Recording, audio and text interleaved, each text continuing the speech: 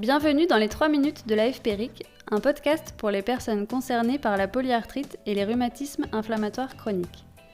Dans chaque épisode, des infos, astuces et conseils qui vont à l'essentiel. Aujourd'hui, dans notre série La gestion du quotidien avec un rhumatisme inflammatoire chronique, Sylvie partage avec nous ce qu'elle a appris en tant que mère et grand-mère polyarthritique. Il y a une chose importante que j'ai apprise, c'est qu'il faut apprendre à gérer son temps et à adapter son rythme. On n'a pas forcément le même rythme qu'une personne qui n'est pas atteinte de polyarthrite. Moi, j'avais beaucoup de mal le matin avec le dérouillage matinal et je profitais du moment où mes enfants se préparaient pour moi-même me dérouiller, me mettre en route en fait. En tant que maman, de toute façon, malade ou pas, il y a des coups de fatigue. Donc, il faut apprendre à gérer, prévoir par rapport à tout ce qu'on aura à faire, à savoir peut-être préparer des biberons à l'avance, profiter des moments où on est en forme pour avancer sur d'autres tâches qui nous seront peut-être plus difficiles dans quelques heures ou quelques jours. Il m'est arrivé aussi de faire appel à mon réseau familial, amical ou d'autres parents d'élèves qui pouvaient, eux, s'occuper, par exemple, des enfants le matin et moi les récupérer le soir à la sortie de l'école. Les premières semaines, voire les premiers mois, j'avais fait appel à l'époque, ça s'appelait les aides familiales, les aides aux mères, exactement. En fait, il y avait les activités extrascolaires où ma fille pouvait s'épanouir.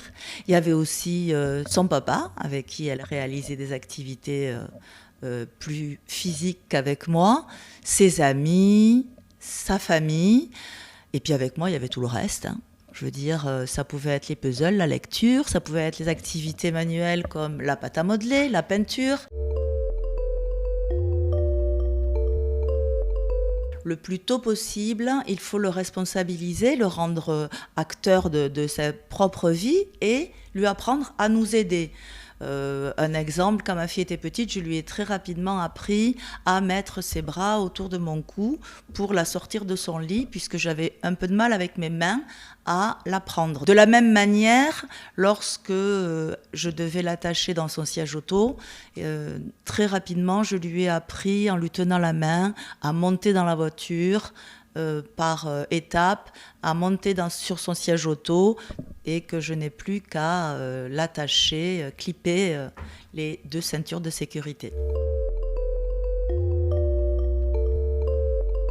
Il est très important, que ce soit pour mon petit-fils aujourd'hui ou il y a 30 ans pour ma fille, de les rassurer, de leur expliquer qu'on a des soucis, oui, mais 1, ce n'est pas leur faute, ils ne sont pas responsables, et 2,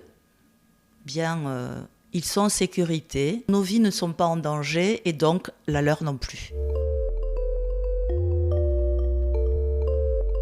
Être parent, enfin en tout cas pour moi être maman ou grand-mère, c'est pas porter ou changer son enfant ou son petit-fils, c'est l'entourer de beaucoup d'amour, d'affection, de sécurité, c'est partager, rire, réaliser beaucoup d'activités que nous avons envie de partager ensemble.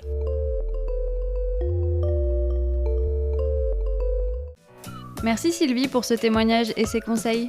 Nous remercions également le laboratoire Sanofi qui a apporté son soutien institutionnel à la réalisation de cette émission. Ça vous a plu ?